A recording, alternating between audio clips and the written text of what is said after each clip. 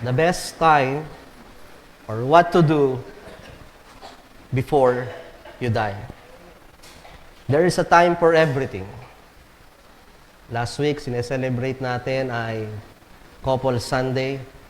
Later, we will celebrate or recognize your birthday. There's a time to mourn, there's a time to laugh. Iba-iba po ang ating panahon. Ngunit may panahon din po ng kamatayan. It's been 2 weeks since ang ating exactly last 2 Sunday, since ang ating pong isang kapatiran, si Kuya Ding or si Brother Ding, ay kinuha na po ng ating Panginoon. At last Wednesday, ang kanya pong katawang lupa na nagmula sa alikabok ay bumalik. At nahihatid na po siya sa huling hantungan.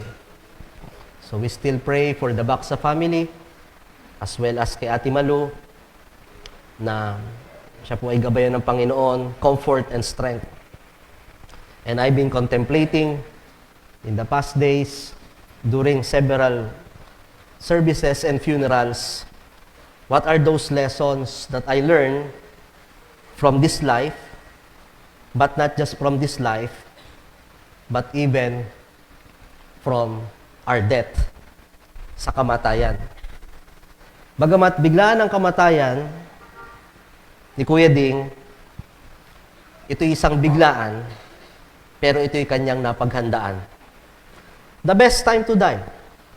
Wala naman talagang best time to die sapagkat kahit Kristiyano, pag sinabing kamatayan, bilang tao at Kristiyano na rin, there's no such best when it comes to dying. Hindi po yun yung tagpo na kung saan gusto nating kaharapin, bagamat tayo ay handa. Pero kung hindi rin naman natin matatakasan ang kamatayan, I would rather say, before you die. Ano yung mga dapat nating ayusin bago tayo mamatay? Mga kapatid, may isang bagay tayong lahat na pare-parehas. Pare-parehas tayong may birthday, pero walang eksaktong oras ang ating death day. Hindi natin pwedeng bilugan ang ating kalendaryo at sabihin ito yung araw ng aking kamatayan. Somehow, ang birthday ay medyo may pipredict mo pa, not exactly, but there is a 9 months of gestation na pwedeng malalaman mo na ipapanganak na. Bagamat may mga taning ang buhay, pero hindi pa rin natin masabi. Tulad ng relo, ang buhay, wala tayong alarm clock pagdating sa kamatayan. Na dapat tayo ay gisingin na at maghanda na sapagkat nalalapit na ito. Hindi masamang pag-usapan ng kamatayan, mas delikado ang hindi natin paghandaan ito dahil ang tanong ay hindi kung papaano tayo mamamatay, kundi kailan at ano ang susunod matapos na tayo ay mamatay. Ang buhay po natin ay parang biyahe ng bus. May mga sumasakay, iba-iba ang panahon ng pagkakasilang, pero meron ding mga bumababa.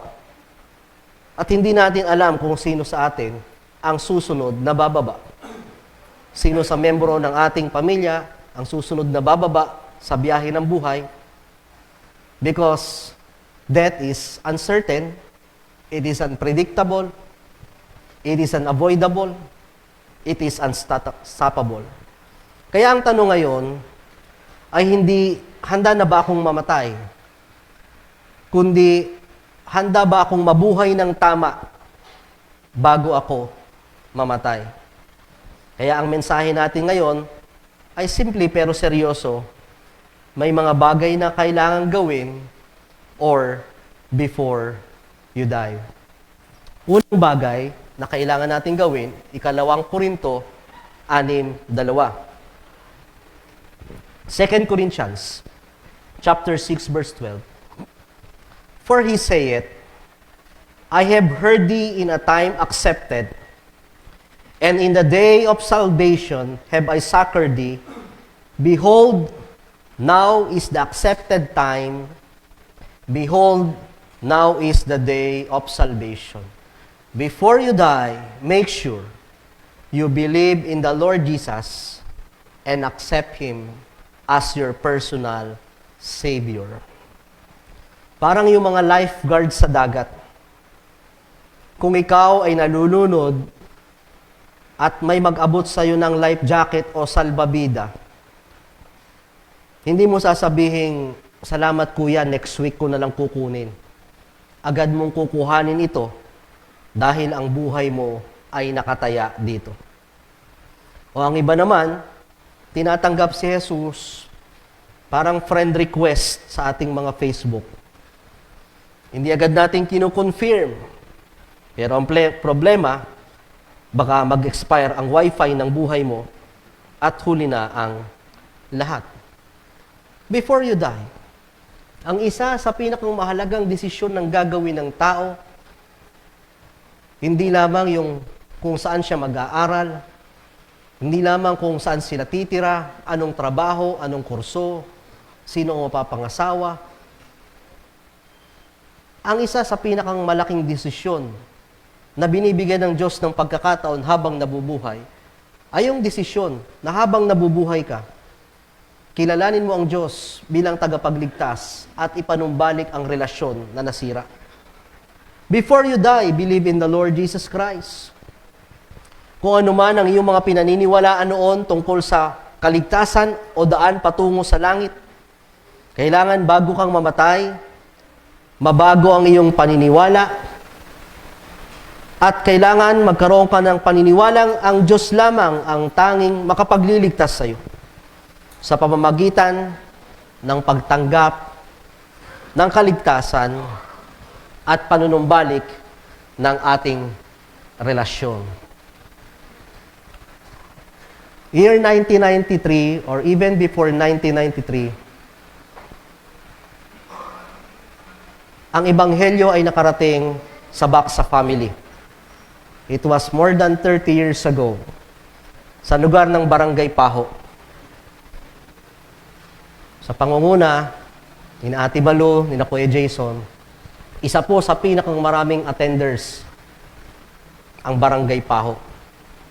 Pero sa ngayon, ang pamilya na lang nila ang natitira. Simula po sa mga araw na yon, unti-unti nilang nakilala ang Panginoon hanggang sa sumunod ang mga anak, ang ibang mga kamag-anak. At sila ay nagpatuloy simula ng taong yon hanggang sa kasalukuyan. Pero ang isa sa pinakamalaking burden ng kanilang pamilya ay ang kanilang tatay na si Kuya Ding. Sarado ang isip, may sariling paniniwala, at namubuhay sa kamunduhan. Lumipas at lumipas ang mahabang panalangin, pagtatyaga. Taong 2020, isang napakadilim na tadhana sa buong mundo sapagkat ito yung panahon ng pandemic. Ngunit ito yung taon na nakatawid mula sa dilim patungo sa liwanag ang Kuya Ding. Ito ang taong tinanggap niya ang ating Panginoon bilang tagapagligtas at sumunod sa tubig ng bautismo. Bagamat mukhang huli na, but it's still not late. Hanggat tayo ay may buhay, may pag-asa. Ang gamot ay tatalab lamang sa taong nabubuhay. Kahit ipagsiksikan mo ang pinakang mabisa at pinakang mahal na gamot, pero kung huli mo na itong iinumin, wala na itong bisa. It's not too late. Hanggat may buhay, may pag-asa. Sa atin pong mga mahal sa buhay, hindi natin alam. Ang Baksa family, they waited for so many years. Alam ko, nauunawaan ng iba sa inyo that somehow you will come here kasama ang inyong nanay, kasama ang inyong anak, lalong higit kasama ang inyong padre de pamilya. Pero manalangin lang po tayo sa Panginoon, tungkulin lang natin na tayo'y maghayag ng kaligtasan, patuloy nating pinapanalangin, pero hindi natin alam when is that day of salvation. Pero pagdating po kay Kuya Ding, bagamat maiksi lamang ang panahon, I do believe at the age of 60, doon niya tinanggap ang Panginoon and he died at the age of 66. Pero bago dumating ang kamatayan, before he died, he believed in the Lord Jesus Christ as our personal Savior. Kaya sa atin po, hindi lamang sapat na tinanggap mo ang Diyos. Dapat sigurado ka talagang tinanggap mo ang Diyos. Going to church will not save you. Hindi ibig sabihin na ikaw ay nasa iglesia, membro ka, tiyak ang iyong kaligtasan. Kailangan sincero ang iyong pagtanggap sa Diyos. Sapagkat kung seryoso ka sa pagtanggap sa Diyos, seryoso din ang kanyang pangako. There is an assurance of salvation na pinangahawakan nating mga Baptist. Yung kasiguraduhan ng kaligtasan. Na matapos mong tanggapin ng Diyos, wala kang pag-aalinlangan. Na bagamat alam mo may pagkukulang ka pa, may nagagawa ka pa rin kasalanan, sapagkat tao pa rin tayo, pero alam mong kasama yun sa binayaran ng Diyos ang kapatawaran ng kaligtasan. That's why if you are not certain today, probably you are churchgoers, dito ka, lagi kang kasama ng iyong magulang, minsan ay talagang napipili tayo, hindi natin naiintindihan, someone invited you, ang salvation po ay personal, hindi po corporate. Hindi nangangahulugan na ligtas na ang isa sa membro ng pamilya, ligtas na ang lahat. Hindi po na ipapasa ang kaligtasan sapagkat ito'y personal nating naging desisyon na tinanggap natin ang ating Panginoon. So, make sure before you die, you believe in the Lord Jesus Christ and accept His salvation. Yan po ang pinakang ino-offer ng Diyos. May iba't ibang klaseng kaligtasan. Kaligtasan sa gutom, kaligtasan sa panganib, kaligtasan sa sunog, sa bagyo, kaligtasan sa ating pisikal. At yung mga yan po, may mga pwedeng ibang magligtas. May doktor, may bombero, may pulis, may pwedeng magbigay o magpahiram, ligtas ka doon. Pero ano yung hindi nakikita ng tao? Bakit ang Diyos ang pinakang kailangan nila? Sapagkat wala pong makapagliligtas sa kaluluwa. Ang isang taong patay na, tawagin mo man lahat ng naging tagapagligtas ng buhay mo, wala nang magagawa. Tanging ang Diyos lamang. So I hope malinaw po sa atin, mga kabataan. Bagamat kayo ay may mga ministry, sana maliwanag sa inyo na talagang tinanggap nyo ang Diyos bilang tagapagligtas.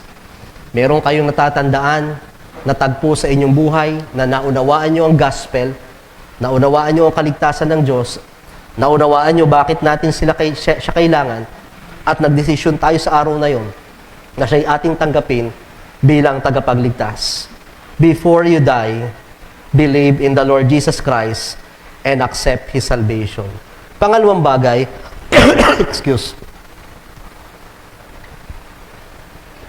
Matthew 25, verse 21a. His Lord said unto him, well done. Sabihin natin, very good. Thou good and faithful servant. Look at the word servant. Pangalawang puntos, before you die, actually this is 8 points, siguro yung 4 points lang muna, yung spiritual. Probably kung may tutuloy ko next week, yung practical naman. Before you die, be a servant of God. Not just save, but serve. Kaya sinabi doon, well done, my good and faithful servant. Bandang huli, God will judge us according to how we serve Him. Marami tayong klaseng naging paglilingkod sa mundong ito. Pero sabi ng Panginoon, ito po ay isang paghahalintulad kung paanong tayo harap sa Panginoon. Well done, my good and faithful servant. Marami tayong mga tungkulin sa mundong ito. May tungkulin tayo sa pamilya, may tungkulin tayo sa ating mga trabaho, sa pag-aaral. Pero may tungkulin din tayo bilang maging servant of God. Hindi niya sinabing, well done, and my faithful accountant, my faithful lawyer, my faithful athletes, my faithful journalists. my faithful rich man. Hindi po. Pare-parehas. We are all servant of God. Sa huli, hindi tayo tatanungin kung gaano kakayaman, kung gaano kakasikat, kung gaano kataas ang iyong grado. Bagamat bahagi yun ng ating accountability. Kundi ang isa sa pinakang tatanungin ng Panginoon, gaano ka naglingkod sa akin? Hindi lang tayo tinawag para maligtas. Tinawag din tayo para maglingkod. Bago matapos ang buhay natin, siguraduhin natin na nagamit natin ang buhay na ito kung anong buhay man ang natitira meron tayo sa paglilingkod sa Diyos, hindi lang sa ating sarili. God is a generous God. Kanya ang buhay na ito, pero binigyan niya tayong kalayaan na gamitin sa iba't ibang aspeto ng ating buhay. May panahon tayo para sa pamilya, may panahon tayo para sa sarili, para sa trabaho, para sa kaibigan, may entertainment life, may travel life, may love life, pero meron tayong Christian life at service life. Meron tayong dapat tinitira para sa Panginoon upang magamit natin ang ating oras, ang ating lakas, maging ang ating katas sa paglilingkod. Hindi lang tayo tinawag para maligtas, tinawag din tayo para maglingkod. Huwag tayong masapatan na nakilala ko na si Kristo, pero hindi talaga nakikita si Kristo sa buhay natin. Walang nagiging bunga at pagbabago. Isa sa pinakabunga ng pagtanggap sa Diyos ay ang pagpapatuloy ng relasyon sa Kanya sa pamamagitan ng paglilingkod. You shall know them by their fruits. Before you die, don't die just as saved, but die as you serve. Isa ang Kuya Ding sa kinakitaan ko ng pinakamalaking twist o pagbabago ng buhay mula nang kinilala niya ang ating Panginoon. Ang buhay niya ay hindi perpekto, pero pinilit niyang magbago. Matagal siyang nabuhay na wala ang Panginoon. Pero ang huling natitirang 6 na taon ng kanyang buhay simula tinanggap niya ang Panginoon, nakita natin kung paanong isinuko at ibinigay niya sa ating Panginoon. Alam natin na ang isa sa matagal na trabaho ng Kuya Ding ay ang Kristo ng sabungan. Sa mga nagsasabong pa dyan, alam niyo yun. Siya yung tagatawag ng mga mananaya. And there was this one time, naalala ko, kinausap ako ni Kuya Ding, Pastor, paano kaya yun? Sapagkat ito na yung kinabubuhay ko at talagang pinantutustos ko sa aking pamilya. Pero naunawaan niya na there's something wrong. Sabi ko, Kuya Ding, naunawaan ko po kayo. Trabaho lang, walang personalan. Pero panalangin natin na bigyan kayo ng ibang trabaho ng Panginoon. No? Hanggang sa unti-unti, mahirap pong isuko. Pero isinuko niya po yun. Yung trabaho na matagal niya pong kinaroroonan. Mahirap isuko sapagkat yun ang ipinambubuhay niya sa kanyang pamilya. Yun na rin ang kanyang naging mundo. Nandun ang kanyang mga kaibigan. Ngunit natuto siyang magtiwala sa Panginoon. Simula noon, mas lumalim pa ang kanyang pananampalataya sa Panginoon. Hindi lamang panglingguhang pananambahan, maging tuwing prayer meeting, kasama namin ang Kuya Ding. In fact, yung kanyang huling linggo ng prayer meeting, nandito pa siya kasama ang Ate Malu. On the way going to church, na-aksidente pa sila. Pero imblis na umuwi, nandito pa ng prayer meeting. Hindi lamang mga prayer meeting, pananambahan, mga kalalakihan, pag may fellowship, anumang mga pananambahan, pagtitipon, nandun siya upang sumuporta at maglingkod. Fitness for Christ. Pag may mga general cleaning tayo, hindi lamang siya nakararating. Siya ang nagpapamerenda sa atin ng, ano ba yun? Arroz caldo. Iba't ibang gawain. Maging sa akin, personal minister. Ang Kuya Ding ang gumagawa ng aking mga pantalon. May mga pagkakataon na sa maliit na bagay, may dalang konting prutas, kung ano mga bagay na pwedeng maibigay. At nung namatay ang Kuya Ding, I was there exactly nung gabi sa ospital. Suot pa niya yung kanyang sinuot nung Sunday morning, "So much the more." Napakalaking logo ng ating church. 6 na taon, maiksi, pero makabuluhan. At may pagbabago. Kung noon, siya ang Kristo. Pero bilang naging lingkod ng Diyos, dati manok ang kanyang tinataas, ngayon si Kristo at ang Biblia. Be a servant of God. Huwag tayong hayaan natin na tinanggap mo ang Diyos pero wala ka naman naging pagbabago. Wala kang naging paglilingkod. Wala kang nagawa para sa Kanya.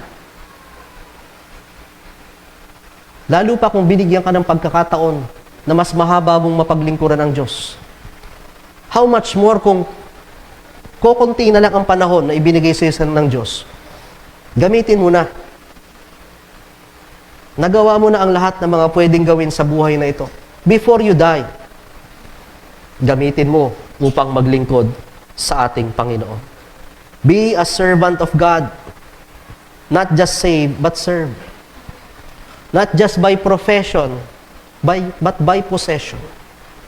Meron tayong masasabing nagawa nating paglilingkod sa Diyos. Marami na tayong naging amo sa mundong ito. Pero alam nyo, ang pinakang masarap na amo, ang Diyos. Sapagkat lahat ng puhunan mo sa buhay nanggaling sa Kanya. Hindi natin may pagyayabang na diskarte ko to, kaya ako'y nakapagganto, kaya ganto. Pinatutunayan, isang click lang. Isang karamdaman, isang pagkalugi. Pero sa mga panahong nangyari yun, Diyos at Diyos din ang nag-angat ng ating buhay. Kaya masarap paglingkuran ng Diyos because our labor is not in vain. Alam nyo, kahit gaano ka pa naging kakilala sa inyong kumpanya, papalitan ka rin balang araw. Kahit pa ang iyong pangalan ay naririyan, bumilang ka ng ilang henerasyon, hindi ka natanda. Pero ang Diyos, hindi makakalimutan ang iyong ginawang paglilingkod para sa Kanyang gawain nung ikaw ay nasa lupa. Ang tanong, anong ating nagagawang paglilingkod para sa Panginoon? Isang panawagan. Kung ikaw ay Kristiyano na, ano yung pwede mo pang gawin para masabi mong ako'y naglilingkod sa Diyos?